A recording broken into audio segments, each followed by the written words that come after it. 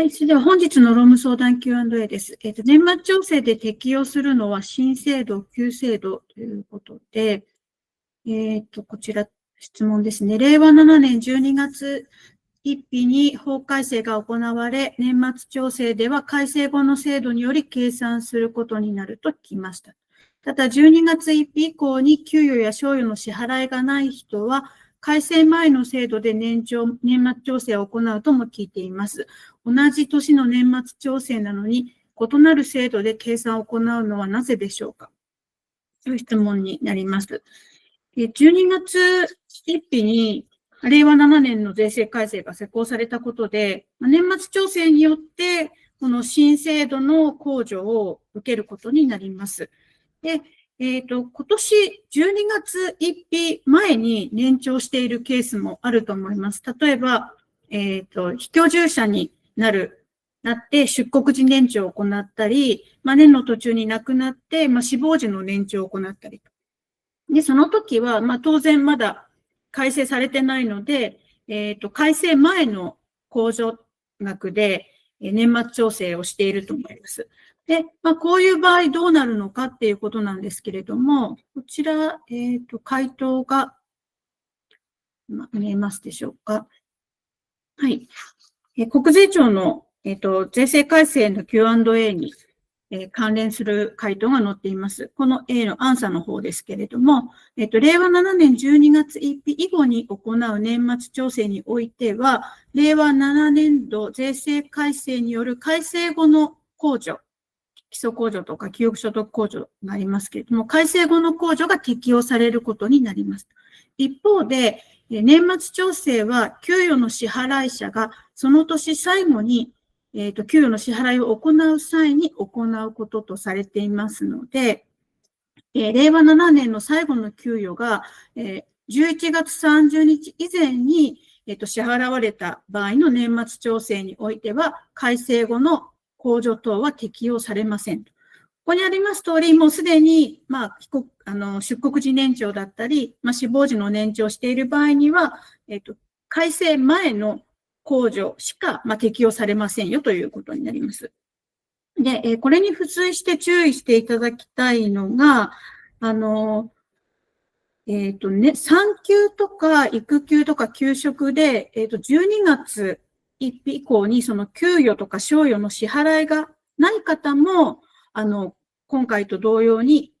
給の改正前の控除等が適用されるということになります。この、理由としてはここにある通り、年末調整はその年最後の給与を支払う際に行うこととされていると。これも毎年の年末調整の仕方に書いてあって、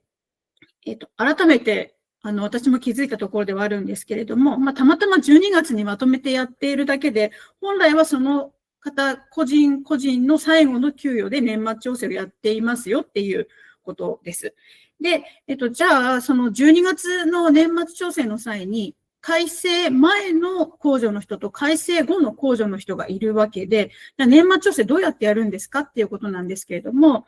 まず自社の給与計算のシステムがこれに対応しているかどうかを確認してください。いくつか見ましたけれども、なかなかやっぱり自動的にっていうのは難しそうで、ある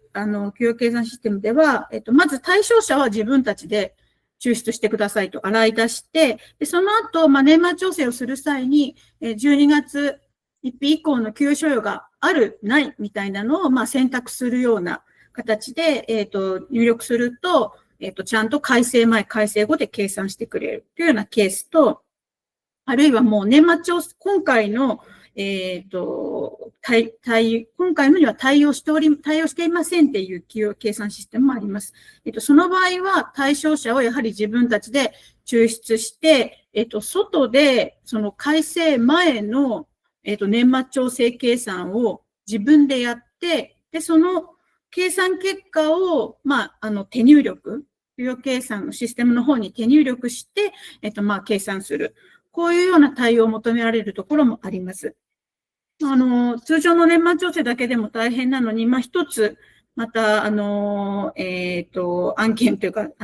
注意する点が増えるということになりますので、お間違いないように正しい年末調整をする必要があります。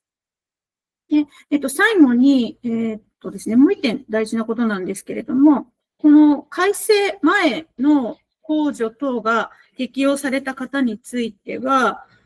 確定申告をすれば、この最後に書いてありますね。この給与の支払いを受けた人が改正後の控除等の適用を受けるためには、確定申告をする必要があります。ということになります。つまり、